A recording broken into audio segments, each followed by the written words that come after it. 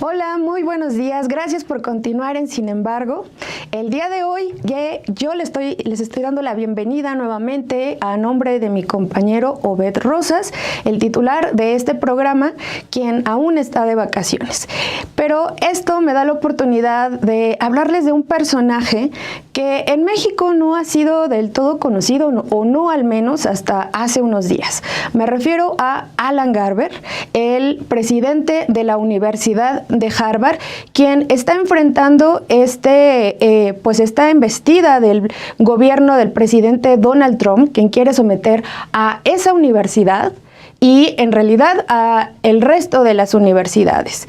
Quédense porque les vamos a hacer un recorrido con todos los matices de este tema. La Universidad de Harvard es una universidad de excelencia, por ahí han pasado muchísimos líderes globales y cualquier ataque a esa universidad y a cualquier otra se debe condenar porque están en realidad atacando la libertad de cátedra, la libertad de pensamiento fundamental para nuestras sociedades. Pero también hay que decir, la Universidad de Harvard ha sido señalada por tener un pensamiento neoliberal, globalista y financierista. Globalismo y financierismo, dos conceptos que Donald Trump odia y que parece que ha vuelto en este segundo mandato para ir deshaciéndose de las personas o atacando a las personas que lo representan. Por ejemplo, George Soros, quien, aunque no estudió en esta Universidad de Harvard, sí es uno de quienes financian los programas de esa universidad. Y en el caso de México, por ejemplo, Miguel de la Madrid, quien inició el neoliberalismo en México, estudió en esa universidad. También Carlos Salinas de Gortari, quien profundizó el neoliberalismo en México. Y bueno, hasta Felipe Calderón. Pero por supuesto, como les decía, la Universidad de Harvard hay que defenderla, hay que defender a todas las universidades y pues bueno, ha sido a Alan Garber a quien le ha tocado este desafío y quien ha dicho no a Donald Trump. Quédense porque les tenemos este programa preparado. Emma Juárez en los controles, Ana Méndez y Perla Velázquez en la producción y mi nombre es Blanca Juárez y comenzamos.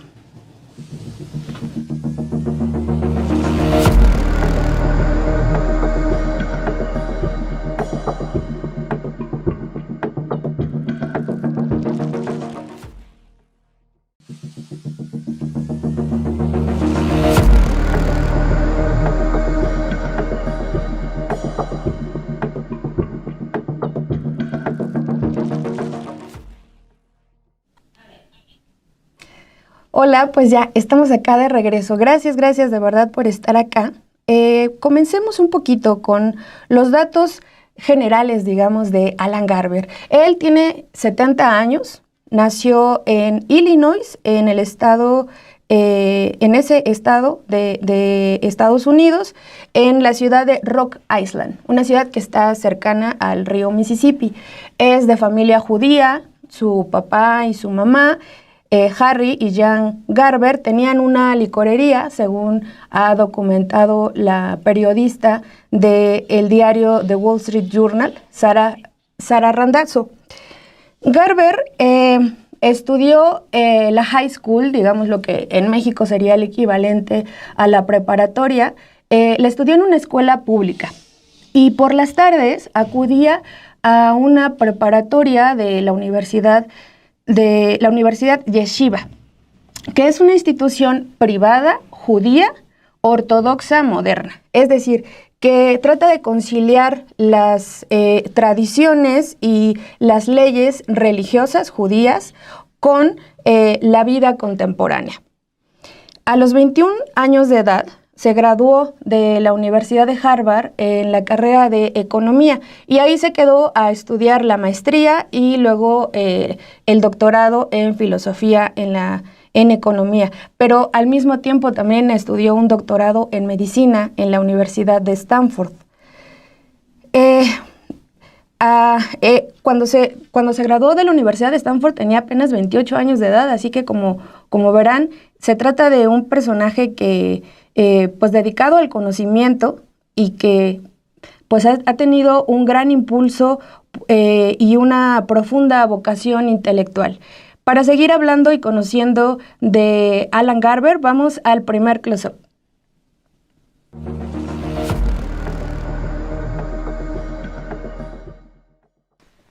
En 2011, Garber fue nombrado como rector de Harvard a la edad de 56 años. Entre ese año, entre 2011 y 2024, se desempeñó en ese cargo que básicamente se encargaba de temas académicos. Era responsable de coordinar y supervisar las actividades académicas a nivel universitario, hacía algunas iniciativas entre las facultades, revisar planes de estudio, y algunos otros temas con estudiantes y personal docente. De eso es lo que se encarga de alguna manera el rector. Pero el 2 de enero asumió el cargo como presidente interino de Harvard. Entonces, aquí vamos a hacer un paréntesis, porque para hablar de Garber, pues tenemos que hablar de justamente la universidad de la que él es presidente. Para comenzar, Harvard es una universidad privada fundada el 28 de octubre de 1636. Es decir, este 2025 Harvard va a cumplir 389 años de haberse fundado.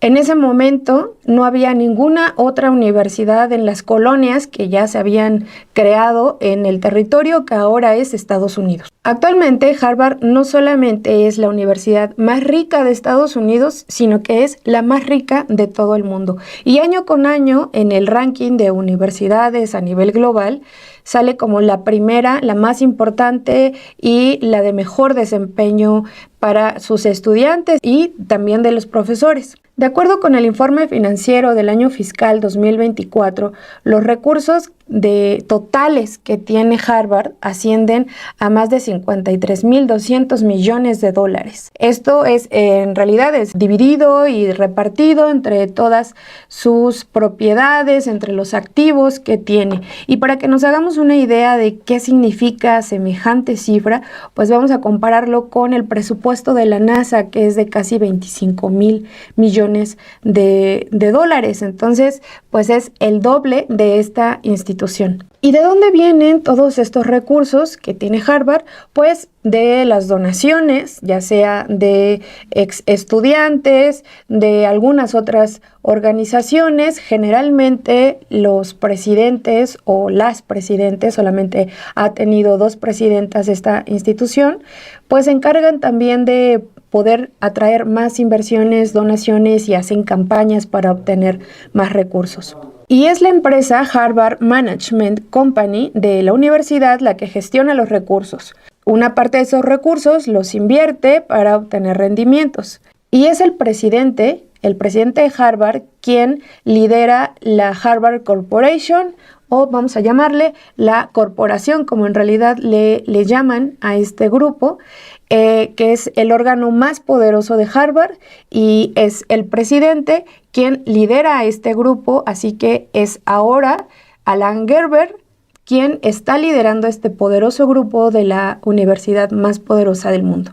Pues bien, Alan Garber, quien fue primero rector y ahora quien ocupa el cargo más importante de manera financiera en la universidad más importante del mundo y una universidad de élite, como nos los explica la profesora de la Facultad de Ciencias Políticas y Sociales, Andrea Bustamante.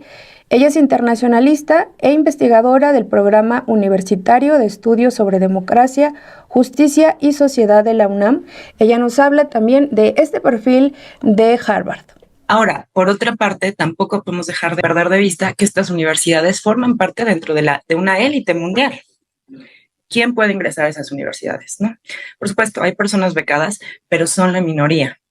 Y también, claro que sí, hay estudiantes que están, pues, que se endeudan para poder ingresar a esas universidades. Pero tampoco podemos perder de vista que también forman parte de una élite. Es, digamos, como este pensamiento de élite, ¿no? Entonces, pues también puede ser un análisis de élites contra élites, ¿no? Que bueno, eso no quiere decir que dentro de un sistema de poder, aunque sea un poder académico, hegemónico, occidental, pues no existan, como te mencionaba al principio, pues esta reserva ética, ¿no? Y pues en otro sentido, a mí también lo que me hace pensar es que pues todas estas medidas de intrusión, de espionaje, de hipervigilancia, el gobierno de Estados Unidos pues ya las ha tenido para afuera, ¿no? Siempre las ha tenido para afuera, digamos, desde la Segunda Guerra Mundial, cuando se afianza el concepto de seguridad nacional, que ya sabemos que el concepto de seguridad nacional se crea a través de lo que se llama la National Security Act. Entonces, a través de este National Security Act, lo que sucede pues es que ya podemos justificar cualquier cosa como por razones de seguridad nacional, que ha sido, digamos, el pretexto para cualquier intervención estadounidense después de la segunda posguerra. La cuestión es que todos estos argumentos que si los vemos así, pues son argumentos totalmente superficiales, porque puedes hacer cualquier cosa, la puedes justificar en eso, pues ya se están, digamos, ya se están aplicando al interior de Estados Unidos. Entonces, bueno, por eso creo que también es esta reacción, porque pues también yo me pregunto, ¿no? Bueno, ok, pero ¿qué pasaba con todas las universidades que fueron bombardeadas en Irak, en Afganistán, en Palestina, ¿no? ¿Qué sucede? ¿Quién protestó en ese entonces? ¿Quién protestó porque se reprimían las protestas de estudiantes, ¿no?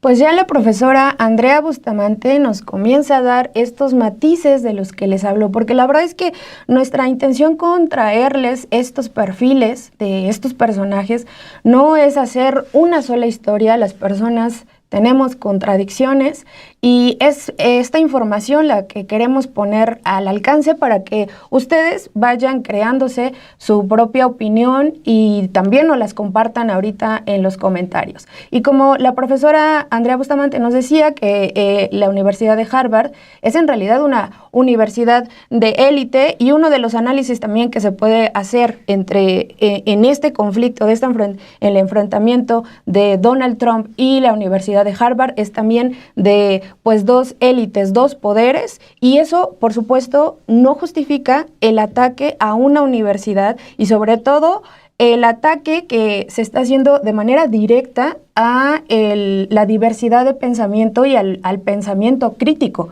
que se hace. Y hablando de pensamiento crítico, uno de las críticas que se ha hecho a Harvard es precisamente que tiene una corriente neoliberal, y aunque hay sí una diversidad de perspectivas intelectuales dentro de esta casa de estudios, pues la verdad es que ha promovido la desregulación, la privatización de las instituciones del Estado y también pues la globalización. Quienes se han graduado de Harvard pues están ocupando liderazgo en los gobiernos, en instituciones privadas, en instituciones de diferentes entidades internacionales. Incluso, pues, por ejemplo, el dueño de Meta, aunque no se graduó, es uno de los egresados o de los ex estudiantes de Harvard. Para continuar sobre este perfil de Alan Garber, vamos a darles otros datos para que puedan irse haciendo pues su propia opinión sobre este hombre. Porque si bien en los últimos días se le ha presentado como quizá el rostro de casi de la disidencia, de la resistencia de Trump, para muchos es incluso el héroe de las universidades, esta postura que en defensa de las universidades o de las y los estudiantes en realidad no siempre fue así, o no ha estado del todo en la lucha de parte de la comunidad estudiantil. Por ejemplo, en 2016, cuando aún tenía el cargo de rector, se opuso abiertamente a un movimiento estudiantil de estudiantes de posgrado que buscaban hacer un sindicato. Por supuesto, este grupo de estudiantes buscaba sindicalizarse no en su rol de alumnos y alumnas, sino como personas trabajadoras, porque laboraban en la universidad como asistentes de investigación, asistentes de docencia o a veces en puestos administrativos. Algo que sucede en las universidades también de México, en la UNAM, por ejemplo, los adjuntos, las adjuntas que trabajan ahí y que a veces incluso pues hacen una labor o al menos hacen más horas de trabajo incluso que los profesores y las profesoras que sí tienen la plaza y que sí tienen las prestaciones y los salarios acorde con el trabajo. Entonces, pues comenzó en ese año, en 2016, este movimiento estudiantil de los y las estudiantes que estaban estudiando en el posgrado. Y pues bueno, había varios puntos de los que estaban pidiendo, digamos como un pliego petitorio. Uno de ellos, uno de esos puntos es pues un salario justo a las labores que estaban realizando y porque además esa cantidad que les pagaban era insuficiente para los costos de vida que hay en el área en la que se ubica Harvard, que es en Cambridge, Massachusetts, que es una de las zonas más caras de Estados Unidos. Entonces pedían un salario justo y acorde con el nivel de vida de lo que se gasta pues en esa parte del país. También estaban pidiendo contratos, porque hasta ese momento podían perder su empleo en cualquier momento sin algún aviso, sin ninguna justificación, sin un proceso claro del por qué se les estaba despidiendo. Así que, pues uno de esos puntos principales también de su pliego petitorio, por decirlo de esta manera, era tener la estabilidad que da un contrato laboral. El segundo punto fue tener un seguro médico, porque la mayoría no lo tenía o los seguros que les ofrecían eran mínimos y no cubrían ni siquiera las necesidades más básicas. Y como sabemos, en Estados Unidos este punto es crítico porque la salud está privatizada y vivir sin un seguro médico pues es de verdad súper peligroso. Así que esto era otro de los puntos que más exigían. Y pues al final, por supuesto, la sindicalización, es decir, que todo el conjunto de demandas, cada demanda que fueran teniendo y cada necesidad se pudiera negociar de manera colectiva y no de manera particular. Ese es uno de los principios y de las grandes ventajas que es tener un sindicato. El negociar de uno a uno de la persona trabajadora con la persona empleadora, hay una disparidad de poder que definitivamente pues las personas trabajadoras no podemos hacer frente a ello. Es por eso que se necesitan los sindicatos, estas pues grupos que concentran una fuerza, y eso es lo que estaban pidiendo en su calidad de personas trabajadoras, no de estudiantes. Sin embargo, Alan Garber se opuso a esto y él decía que justamente eso, él más bien quería verlos y verles como estudiantes, y decía que sindicalizarlos podría alterar la naturaleza educativa de Harvard, así que se opuso completamente, pero este grupo de estudiantes continuó la lucha, continuaron organizándose, hicieron asambleas y llegaron a una votación para saber si la mayoría de quienes conformaban al grupo de estudiantes de posgrado querían efectivamente crear un sindicato, y la gran mayoría votó porque sí.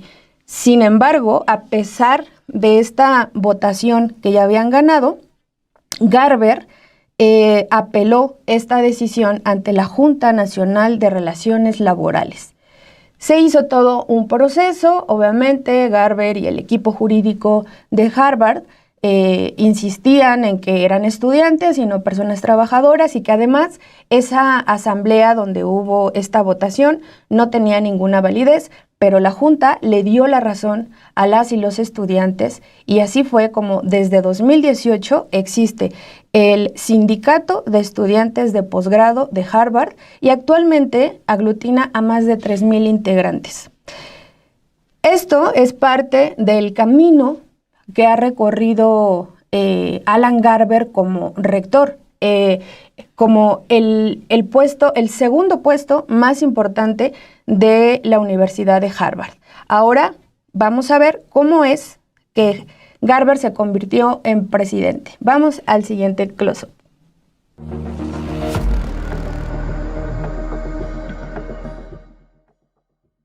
En enero de 2024, Claudine Gay, la primera mujer negra en presidir Harvard y la segunda presidenta en la historia, en los 389 años de historia de esta universidad, fue obligada a dimitir.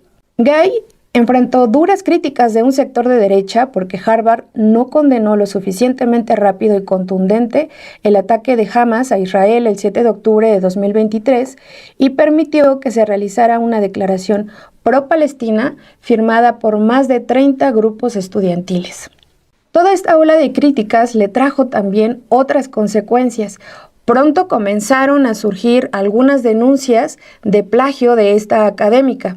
Entre diciembre de 2023 y el 1 de enero de 2024, el medio conservador The Washington Free publicó que Claudine tenía cerca de 50 denuncias de plagio y al día siguiente la académica renunció. No resistió más, también ya había sido llamada al Congreso de Estados Unidos para explicar cómo había actuado ante la incipiente ola de protestas estudiantiles, y digo incipiente porque apenas iba formándose estas protestas en Harvard. De esa manera, Alan Garber, el rector judío graduado de la Universidad Yeshiva y miembro de la Asociación de Maestros Judíos Ortodoxos, fue nombrado presidente interino y ya en ese cargo lanzó una primera convocatoria que desató también ciertas críticas porque llamó a formar dos grupos. Por un lado, grupos que iban a combatir el antisemitismo y por otro lado, otro grupo que iba en contra de la islamofobia. Al final esto, si bien también le trajo críticas, otra parte de la sociedad lo vio como una manera en la que el presidente estaba ponderando ambas posturas que en otro momento hubieran sido irreconciliables. Sin embargo, en mayo de 2024 comenzaron las acampadas pro-Palestina en la Universidad de Harvard. Y si este tema es el que ya había hecho que se expulsara o se obligara a dimitir a la anterior presidenta, ¿cómo iba a actuar este judío ortodoxo? Una vez que comenzaron las acampadas estudiantiles pro-Palestina, por un lado, que estaban exigiendo el cese al fuego, por supuesto, la desocupación del Estado israelí, del Estado y del territorio palestino. Además, también le estaban pidiendo a la Universidad de Harvard que dejara de aceptar inversiones y donaciones del Estado de Israel o de este lobby judío de ultraderecha que estaba a favor del genocidio palestino. Por supuesto, esto no es algo que se iba a permitir en la Universidad de Harvard. De alguna manera, lo que hizo el presidente fue tratar de conciliar con la población estudiantil y finalmente, hubo amenazas de expulsión a estas protestas, a quienes estaban ejerciendo estas protestas, y de hecho a 11 estudiantes no les permitieron graduarse. Así que prácticamente todos los años de carrera que llevaban ahí en Harvard, una escuela que es nada barata, los tuvieron que perder, y así fue como el 14 de mayo de 2024 se levantó este campamento de estudiantes que llevaban ahí algunas semanas, y así de esa manera también Alan Garber fue visto como un presidente de esa institución, con una firme convicción de defender la postura antisemita, y de ser el presidente interino fue ya elevado y le dieron el cargo pleno como presidente de Harvard. Más allá de la respuesta social que pudo haber habido en torno a Palestina, genuinamente creo que los universitarios comenzaron una convulsión específica, y eso emanó de Harvard también. Entonces, el que hayan intentado movilizar o mover para mostrar como una postura hasta cierto punto no firme, pero un poco más como dentro de los grises, ¿no? O sea, eliges a una persona que es judía, que no necesariamente está en contra fervientemente de Hamas y Palestina, porque tienes universitarios que si no te van a prender en fuego la universidad, no tal cual, pero sí pueden generar una convulsión social mucho más peligrosa, y te esmeras en que este personaje se mantenga neutral para darle a todos lo necesario para que se mantengan en calma. O sea, los lobbies de donde, por supuesto, vienen donaciones importantes de las comunidades judías, que son las que precisamente presionan el que se digan, ¿no?, que se está con Israel y no con Palestina, pero luego tienes también a las personas que son universitarias y que, por supuesto, también te levantan el tema del prestigio, ¿no? Entonces, yo veo que esta decisión fue, sí, política, pero sobre todo una gestión de crisis. El tema ahorita es que la administración de Donald Trump empezó una nueva crisis que tiene como eje central la administración y dirección académica de Harvard y los postulados ideológicos del trumpismo. Entonces, aquí es donde verdaderamente estamos viendo la batalla de si esta resolución de crisis a través de este personaje va a bastar para entonces salir un poco adelante de esta nueva polémica, que aquí entre nos, la verdad es que creo que fue una elección un poco más astuta por lo que está haciendo hoy en día. Entonces, pues desde ahí sería mi análisis. Yo lo veo como algo positivo, pues por supuesto que no solo lo que hizo Alan Garber, sino, digamos, todas las protestas que sostuvieron los estudiantes a favor de Palestina, todas las movilizaciones que ahorita se están dando al interior de Estados Unidos, todas estas movilizaciones muy recientes, ¿no? De ya un abierto frente contra Estados Unidos, pues preocupada también de que la única fuerza o el único personaje de resistencia visible, pues sea Bernie Sanders, ¿no? O sea, con lo que significa, pues, que no haya, digamos, una diversificación en cuanto a personajes realmente de izquierda que tengan este liderazgo político, ¿no? Para movilizar, para organizar, etcétera. Pues sí, es una reserva moral, lo veo bien, pero como te menciono, ¿no? O sea, con estos asegúnes de que pues forma parte dentro de estas universidades, del Ivy League, etcétera, ¿no? Y también poner atención a veces no solo a las personalidades, sino también o sea, al personaje colectivo, ¿no? Que son pues estos cientos, miles de ciudadanas y de ciudadanos en Estados Unidos que están haciendo frente porque sus derechos se están viendo amenazados, ¿no? No solo como estudiantes, sino también como ciudadanos, sus derechos reproductivos en el caso de las mujeres, ¿no? Las pensiones para los adultos mayores, por ejemplo, he visto fotos de veteranos, ¿no? Las pensiones para los veteranos también los quiere recortar Trump. Entonces, pues bueno, un poquito así es como están ahorita las cosas. Muchísimas gracias por todos los comentarios que nos están dejando. Gracias a Isabela Flores. Dice, mi abuelo Hugo Martínez Moctezuma fue el primer secretario del STUNAM y fundador. Después, todo se empezó a corromper. Su lucha pareciera que fue en vano. Desafortunadamente, esto es pues un gran problema que hemos pasado en México con los sindicatos, con los grandes sindicatos, la corrupción y la cooptación, además más bien de los gobiernos priistas y luego también panistas, de cooptar los sindicatos para ir también desapareciendo en este sistema neoliberal, para ir desapareciendo y acortando cada vez, regresando pues a un pasado donde no teníamos reconocidos muchos de los derechos laborales, pero creo que ahora en México la lucha es también por volver a democratizar los sindicatos. En 2019 se aprobó una reforma en México para una reforma laboral que modificó todo el sistema de justicia laboral, que tenía más de 100 años, las juntas de conciliación y arbitraje, que todavía están en funciones, pero van a ir desapareciendo gradualmente. En estos momentos, si ustedes necesitan ir a presentar una querella laboral, lo tienen que hacer en un centro de conciliación laboral, que son los nuevos centros.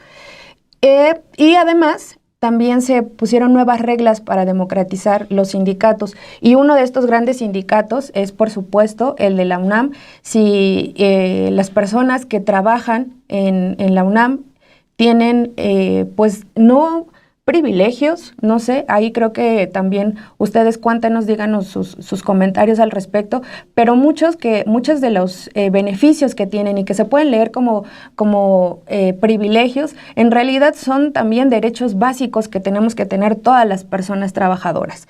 Y sí, como también aquí nos dice Rodolfo Salas, ¿a poco hubo represión en la mejor universidad del mundo? Pues sí, no se permitía que estudiantes de posgrado que estaban aportando, además de su intelecto, su fuerza laboral, pudieran tener sus derechos básicos.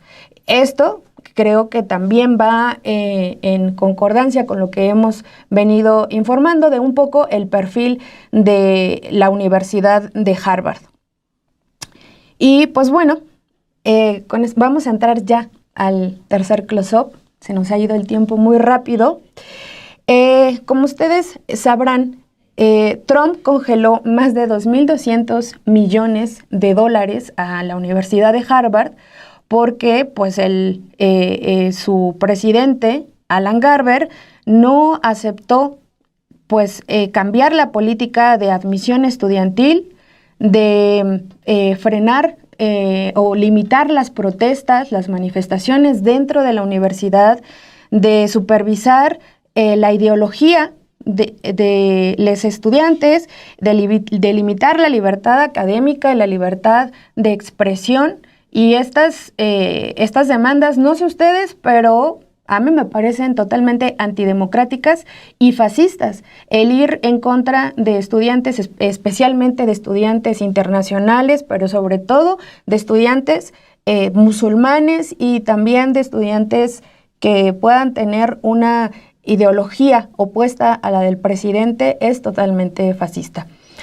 Este ataque de Trump a Harvard es parte también de una estrategia mucho más amplia de combatir lo que él ha llamado una ideología hegemónica progresista y lo que ha llamado la ideología woke, en la que pues muchas personas, incluso progresistas, también se han montado en decir que reclamar los derechos laborales, por ejemplo, o los derechos de la población LGBT es una agenda woke. Pero bueno, al final esto también está siendo súper apoyado por los sectores ultraconservadores de Estados Unidos. Así que, pues este conflicto, también como ya al inicio del programa nos los decía la profesora Andrea Bustamante, en realidad también va de un conflicto de la ultraderecha al interior del Partido Republicano y pues también del Partido Demócrata. Pero, pues bueno, todos estos ataques a la universidad privada más grande del mundo también obedecen a que Trump ha atacado en realidad a todas las instituciones del Estado. Y recupero acá un comentario que alguien nos ponía sobre el sistema gringo. Nos decía aquí, ya perdí el comentario. Acá está. Quedamos menos, nos dice, para los que veneran a los sistemas gringos. Y pues, a ver, si Trump está atacando las instituciones del Estado, ¿de qué Estado estamos hablando? Estamos hablando de un Estado que la mayor parte de sus instituciones son privadas, como las universidades. Así que, pues va a atacar a la universidad privada, la universidad más rica, más importante de Estados Unidos y, como les decía hace un momento, de más poderosa también del mundo. Y es en ese sentido que Alan Garber se ha convertido en este rostro de la resistencia, como les decía, y está siendo reconocido por su defensa de la autonomía universitaria y de los derechos constitucionales de las instituciones privadas. Entonces, creo que justamente estos matices nos ayudan mucho a poder ir analizando el problema. Está defendiendo a una universidad y a las universidades se les defiende, pero hay también que mencionar, está defendiendo a una universidad privada. Como les hemos comentado hasta aquí, pues Garber encajó perfectamente en este perfil que se necesitaba en ese momento de crisis que estaba atravesando la universidad después de las manifestaciones para defender al pueblo palestino y para exigir que el Estado de Israel dejara de bombardear, de matar, que parara el genocidio contra Palestina. En este momento, pues, si bien Garber ya era el rector, como les decía, el segundo puesto más importante de esa universidad, pues también es un hombre judío que está de alguna manera ligado al ala ortodoxa, así que encajaba perfectamente con este perfil que necesitaban. Más adelante, con el manejo que hizo de la acampada de estudiantes en favor del pueblo palestino, pues eso le ganó que fuera ratificado en ese puesto. Y pues bueno, si bien ya fue librando todos estos desafíos y se fue quedando ya de manera pues más afianzada en el puesto de presidente, no se trata precisamente en esta defensa de la autonomía universitaria, no se trata precisamente de un perfil de un hombre de izquierda progresista, como podríamos caer en el riesgo de colocarlo si no vemos todos estos otros matices que hay alrededor.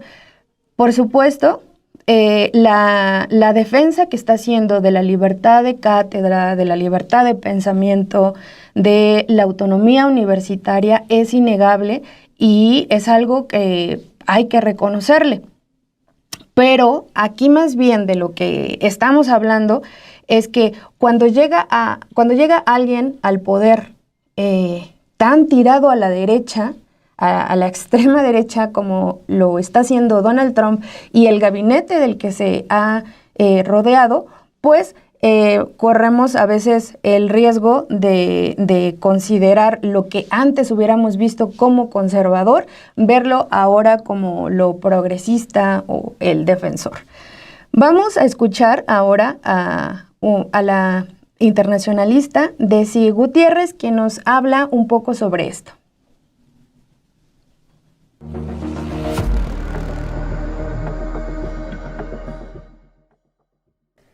Donald Trump ha aprovechado estas protestas que se llevaron a cabo en Harvard para acusar a esa universidad de ser refugio de la gente antisemita y de gente que está fomentando el odio contra Israel y el pueblo judío.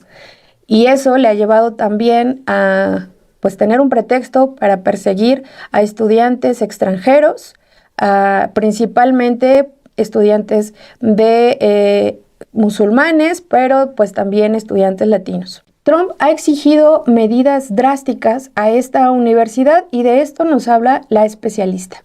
Dentro de lo que se le pidió a Harvard, pues fueron todos estos expedientes, que existiera de aquí al 2028, o sea, que Harvard accediera de aquí al 2028 a entregarle todos los perfiles, tanto de los estudiantes de Harvard como de quien intentara ingresar a Harvard, además de profesores y además de todo el personal que trabaja en Harvard, con la intención, según lo que dice el gobierno de Trump, de que existiera una diversidad de posturas. ¿Por qué se le manda esto a Harvard? Porque, bueno, según Trump, hay un movimiento antisemita dentro de la Universidad de Harvard, que, bueno, también desde mi punto de vista, pues es un simple pretexto, o sea, son simples pretextos, son varios factores al mismo tiempo. Es un pretexto para ya ingresar a las universidades, o sea, para tener un control directo desde el gobierno federal dentro de las universidades y limitar su autonomía. La otra, pues también para parar los movimientos de estudiantes a favor de Palestina y también para lo que te comentaba hace un momento, ¿no? Para seguir impulsando estas medidas de recorte del gobierno, incluyendo este gran recorte a todo el sistema de salud. Entonces, lo que se está haciendo con las universidades es parecido a lo que se está haciendo con USAID.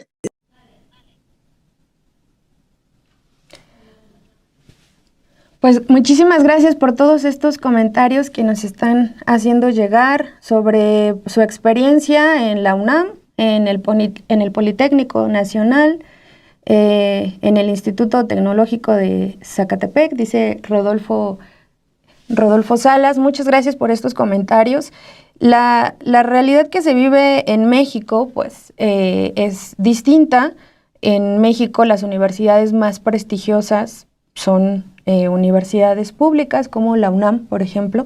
Es otro el sistema que tenemos acá, pero al final, como les decía, de lo que se trata es también de defender las universidades y de ver, además, este conflicto que se está viviendo, que aparentemente es Harvard contra Trump, pero en realidad es todo lo que representa Harvard para Trump incluso, pero también para el país, y eso lo podemos escalar a nivel internacional y vemos también lo que nos puede tocar desde acá.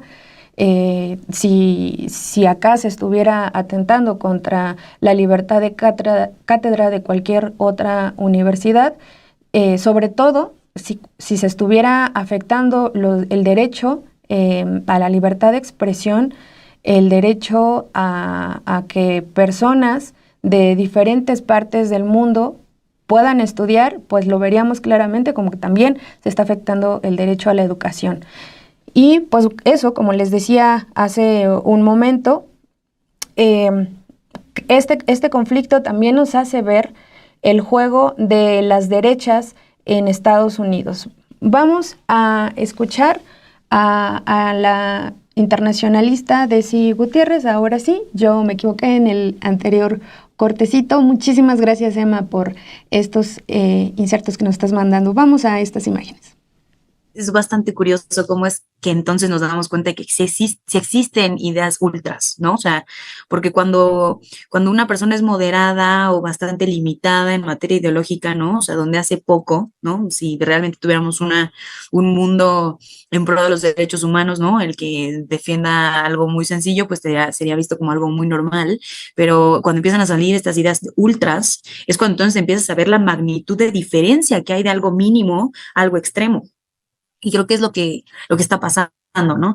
Con las universidades creo yo que sí es una encrucijada importante por parte del gobierno de Trump. Y es que, ojo, creo que aquí hay que hacer mucho énfasis en que en sí Donald Trump tendrá muchas ideas bastante poco cuerdas, ¿no? Si queremos ponerle algún tipo de adjetivo. Pero en específico, durante este segundo mandato, se reunió y se rodeó de gente bastante extremista, con una agenda muy puntual, una agenda 2025 que él intentó negar a más no poder en campaña, pero que eventualmente gente como Peter Navarro, ¿no? Son los que lo rodean y moldean muchas de sus políticas. Entonces, aquí yo sé y que decimos que no, pues es que Donald Trump se va contra las universidades. Aquí es un tema de que el gobierno de Donald Trump está planteando estas ideas. Es lo que se está buscando también instaurar a nivel universidades. O sea, esa realidad política que están instaurando los trumpistas buscan que baje a nivel educación. Y esa es una maniobra, la verdad es que es muy, muy típica de gobiernos totalitarios y autoritarios, en donde se plantea que la versión y la perspectiva única y bien universal enseñarse en todos los campus debe ser la oficial, que es lo que busca Donald Trump. Entonces, aquí el problema es que estamos hablando de una nación y un país que, a pesar de ser muy de derechas y tener muchas cosas bastante establecidas o preestablecidas, como el sueño americano, esta identidad patriótica, ¿no? Que conocemos de los americanos, la realidad es que había una libertad de cátedra, había una libertad de desarrollo de investigaciones que ahorita es lo que se está viendo amenazado. Pues yo sigo leyendo sus comentarios. Muchísimas gracias.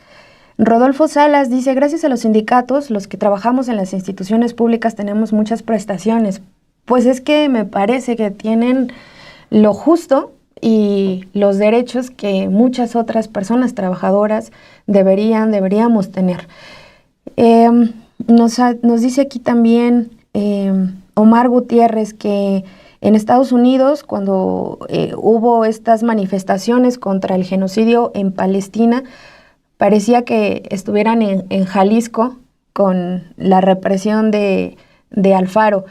Sí, esto es otra de las contradicciones y de las críticas que se han hecho una y otras y otras y otras veces a Estados Unidos, especialmente pues sí a Donald Trump, el país que se ha erigido como la atalaya de la democracia, como el defensor de los derechos humanos y que incluso con ese pretexto ha invadido a otros países. En ese país es donde hay mayor represión, donde estamos observando este nivel de represión que debería pues alertarnos e indignarnos a muchas de nosotras.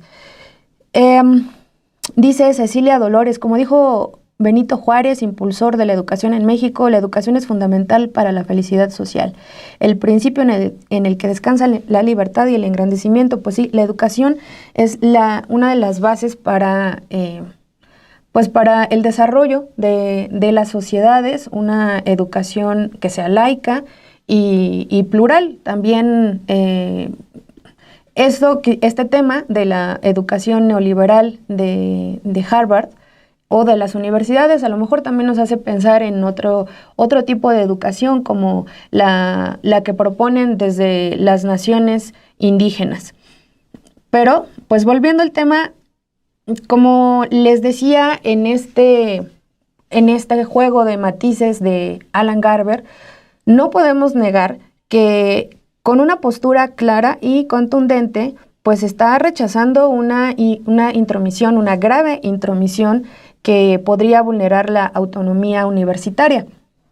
En sus declaraciones públicas ha afirmado que ningún gobierno, independientemente del partido, debe dictar qué pueden enseñar las universidades privadas, a quién deben admitir o contratar o a qué áreas de estudio se pueden dedicar a desarrollar. Y a mí me llama la atención esta parte, ¿no? Al final, pues por supuesto, de nuevo, estamos hablando de una universidad privada.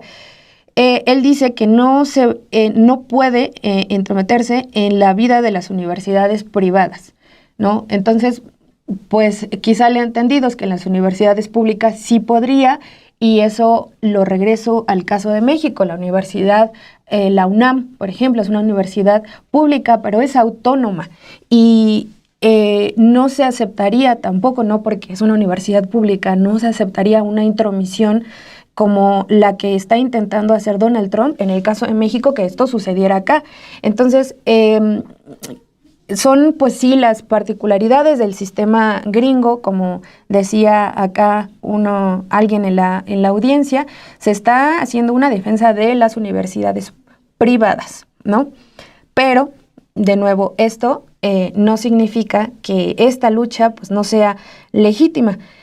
Harvard ya presentó el día de ayer una demanda contra el congelamiento de estos fondos públicos a la universidad, y entre los argumentos que han señalado es que la afectación no solamente es a esa universidad privada, es también a otros de los proyectos de investigación, al propio avance científico, porque tienen varios proyectos, y pues incluso también señalan que tenían investigaciones en curso en temas de Alzheimer, de cáncer. Y algo que nos dijo en la entrevista la profesora Andrea Bustamante, ya no entró en estos videos que les mostramos, pero ella nos decía que citaba un artículo publicado en el New Yorker, un artículo de un académico de Harvard, Atul Gawande, y él sostiene que detrás de este recorte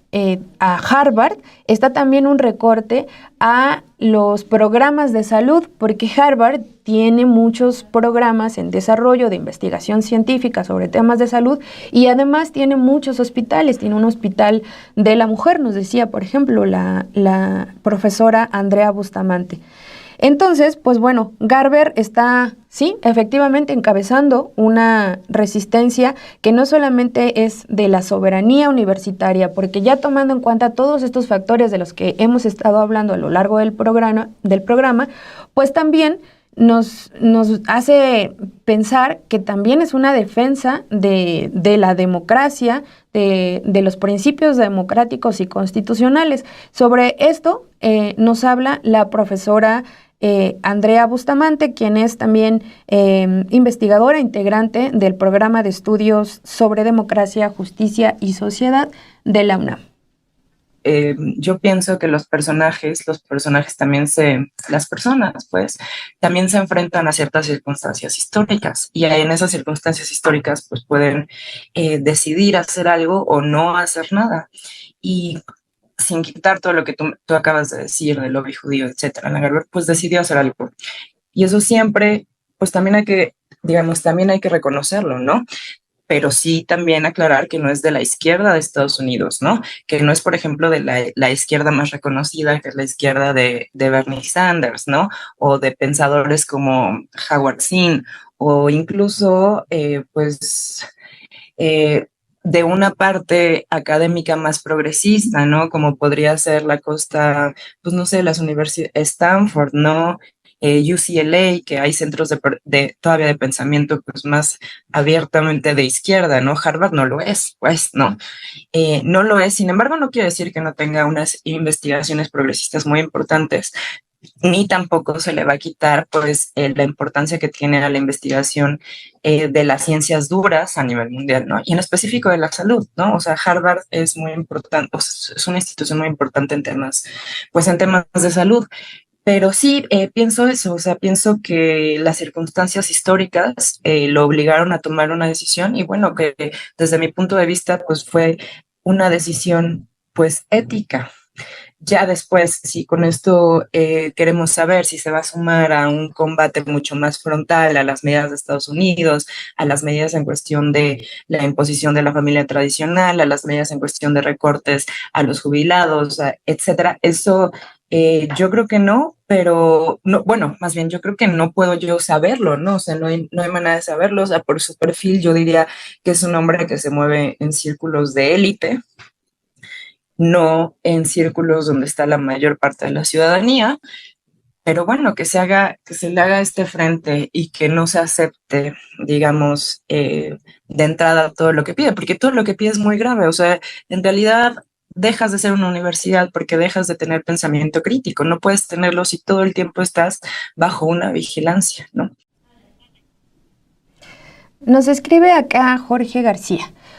Ojo, todas las escuelas de estudios superiores fueron fundadas bajo ideologías específicas, la UNAM sobre el positivismo. Totalmente, Jorge, y mira, ni me toques ese son, porque justamente ahorita que mis compañeras Perla Velázquez y Daniela Barragán estaban hablando sobre la universidad, sobre las prepas, la verdad es que para mí fue un choque el entrar a la UNAM, cuando entré a la prepa 5 de la UNAM, y este modelo positivista, la verdad es que para mí fue pues nada agradable y ha sido una de las críticas que pues no solo yo, ¿verdad?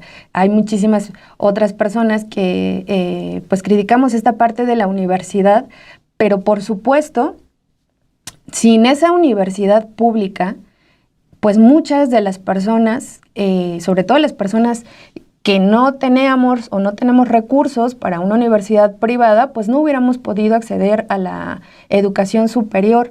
Y dentro de la universidad se han gestado a lo largo de muchísimos años, muchísimos movimientos estudiantiles. La propia presidenta de la República, Claudia Sheinbaum, es una de las integrantes de un movimiento estudiantil que luchó por estos intentos, que ha habido muchísimos intentos de privatización de la educación, velados poco a poco, y de intromisión a la educación en la UNAM.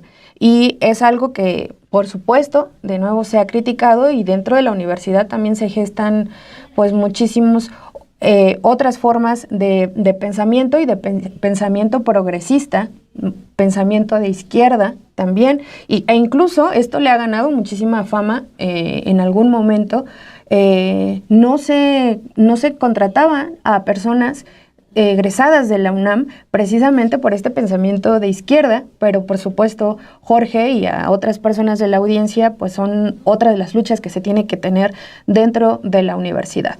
Muchísimas gracias por estos comentarios. Estamos ya en la recta final y antes de despedirme, pues simplemente quiero retomar esto, que cuando trazamos el perfil de un personaje, en realidad no solamente estamos hablando de esa persona sola.